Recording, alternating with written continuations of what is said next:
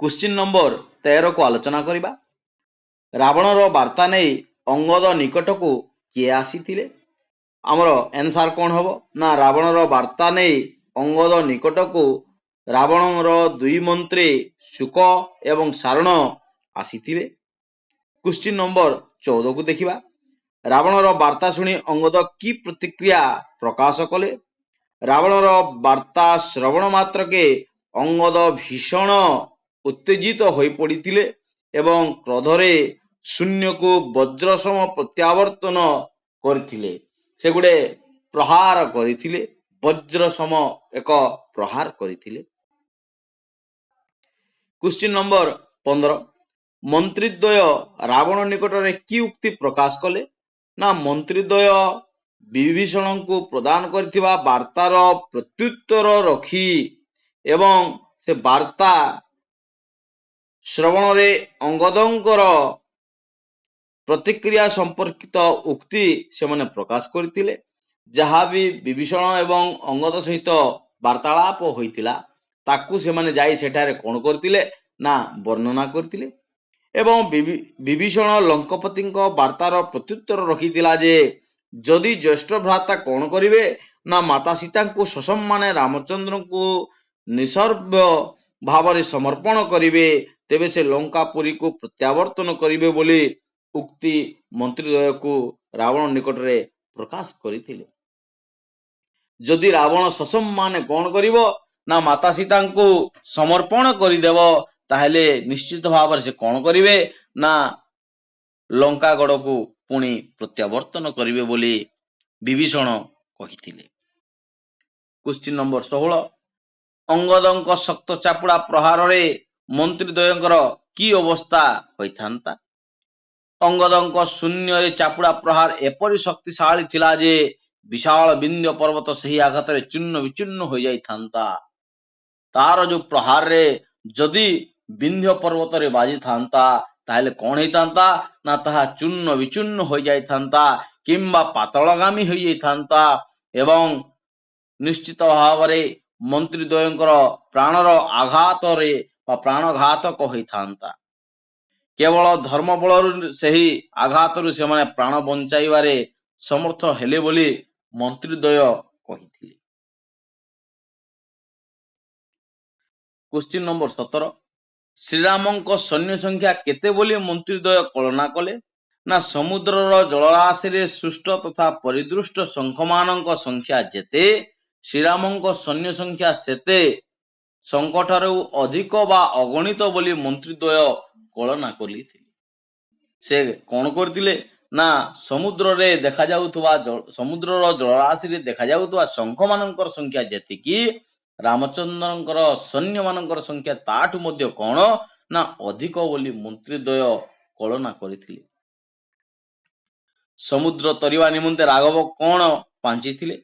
समुद्र लंघन निमंते सेतु स्थापन पाई राघव वरुण देवता को संतुष्ट करने को उचित मन करी तांको प्रति प्रत्यार्थे अनाहर करवा सह कुशसज्जा शयन करिवे बोली से कौन करथिले ना पांचिथिले। समुद्र को तरिवा निमंते राघव कौन विचार कले ना भोक उपास रे रहिबे एवं कुशसज्जा से कौन करिवे ना सोइबे। सरलार्थ को जदि आमे देखिबा पिला माने 19 नंबर अच्छी विस्मयी निश्वासते जी वरुण प्रसन्ने विनाशन रे शयन से दर्भ शयन जी। संस्कृत पद्यांशटी कवि सम्राट उपेन्द्र भंजक कालजयी काव्य वैदेहीश विलास काव्यर राघवंक लंका जात्रानुकूल शीर्षक कवितारू उद्धृत। एठारे कवि कौन करचंती ना श्रीरामंकर लंका अभियान निमंते आयोजित समुद्र रे सेतु निर्माण रो सफलता निमंते आचरित सात्विक निष्ठा उपरे आलोकपात करचंती। एठारे समुद्र माने समुद्र रे सेतु निर्माण हबो किंतु कोवली भाव रे हबो ना वरुण देवता को प्रसन्न करिकी हबो एवं आउ कोन ना सेतु निर्माण पाई अमाप बलशाली बानर सैन्य माने समुद्र रे विशाल गिरिखंड माने निक्षेप करबा को लागिले।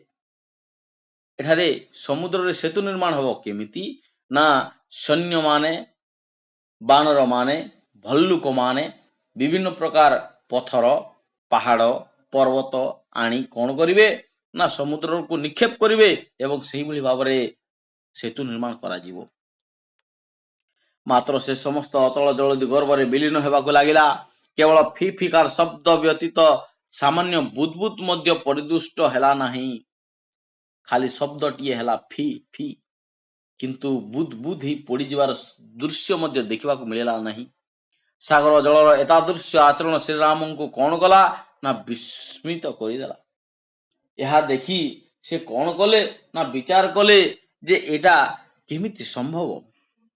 କାର୍ଯ୍ୟ ଆରମ୍ଭରେ କୌଣସି ତ୍ରୁଟି ବିଚ୍ୟୁତି ରହିଥିବା ସନ୍ଦେହ କରି ରାମଚନ୍ଦ୍ରଙ୍କର ମନ ଆନ୍ଦୋଳିତ ହେବାକୁ ଲାଗିଲା। ସେ ବିଚାର କଲେ ନିଶ୍ଚିତ ଭାବରେ କିଛି ଗୁଡ଼ିଏ ଭୁଲ ଭାଲ ଅଛି, ଯାହା ଫଳରେ କାର୍ଯ୍ୟଟା ସଫଳ ହେଇପାରୁନାହିଁ। ଏବଂ ତାଙ୍କର ହୃଦବୋଧ ହେଲା ସେ ବରୁଣ ଦେବତାଙ୍କ ସହାୟତା ବିନା ସମୁଦ୍ରରେ ସେତୁ ନିର୍ମାଣ ଅସମ୍ଭବ। ତେଣୁ ସେ ବରୁଣ ଦେବତାଙ୍କୁ ସନ୍ତୁଷ୍ଟ କରିବା ପାଇଁ ଆହାର ତ୍ୟାଗ କଲେ ଏବଂ ଅନଶନରେ ରହିଲେ ଏବଂ କୋମଳ ଶଯ୍ୟା ପରିବର୍ତ୍ତେ କର୍କଶ କୁଶଶଯ୍ୟାରେ ଶୟନ କରି ବରୁଣ ଦେବଙ୍କୁ ଅନୁଗ୍ରହ କରିବା ପାଇଁ ସେ କାମନା କଲେ।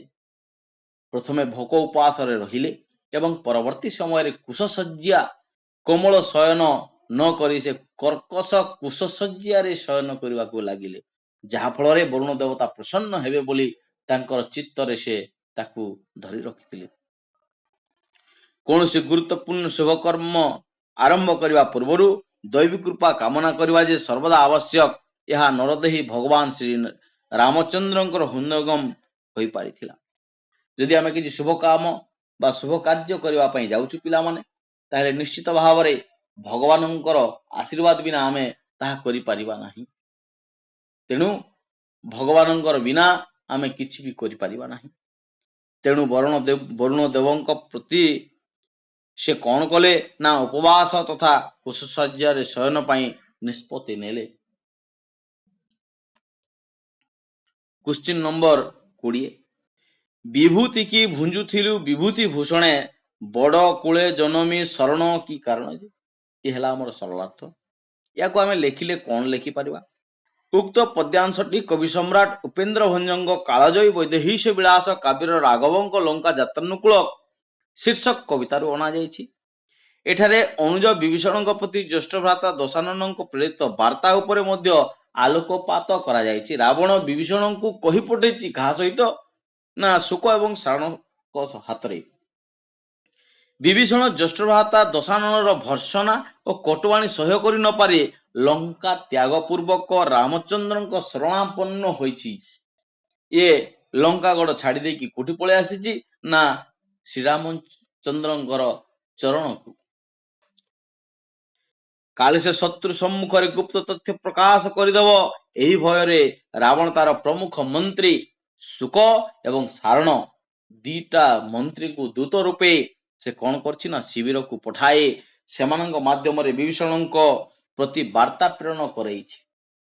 କାଳେ ବିଭୀଷଣ କହିଦେବ ଗୁପ୍ତ ତଥ୍ୟ ଶ୍ରୀରାମଚନ୍ଦ୍ରଙ୍କୁ ଏବଂ କହିଦେଲେ ମୋର ଦେହାନ୍ତ ହେଇଯିବ। ସେହି ଭୟରେ ସେ ଶୁକ ଏବଂ ସାରଣକୁ ପଠେଇଛି।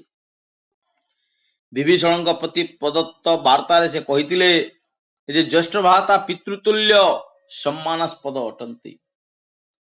ଜ୍ୟେଷ୍ଠ ଭ୍ରାତା ପିତା ସରି କପିତା ବାଣୀ ପିତା କରି, ଏଟା ଆମେ ପଢିଛୁ।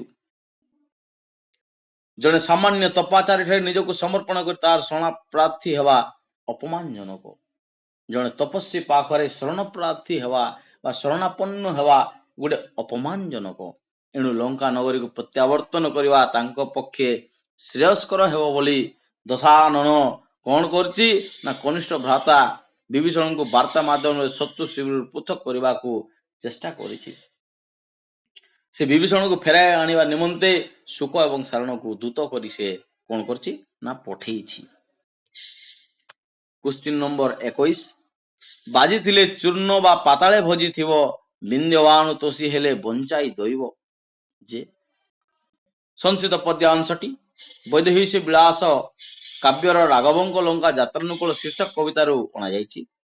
ଏଠାରେ କବି ଉତ୍କ୍ଷିପ୍ତ ଅଙ୍ଗଦଙ୍କ କ୍ରୋଧଯୁକ୍ତ ବଜ୍ରସମ ସଶକ୍ତ ଚପାଟ ଘାତରେ ଭୟଙ୍କରିତା ସମ୍ପର୍କରେ ଉଲ୍ଲେଖ କରିଛନ୍ତି।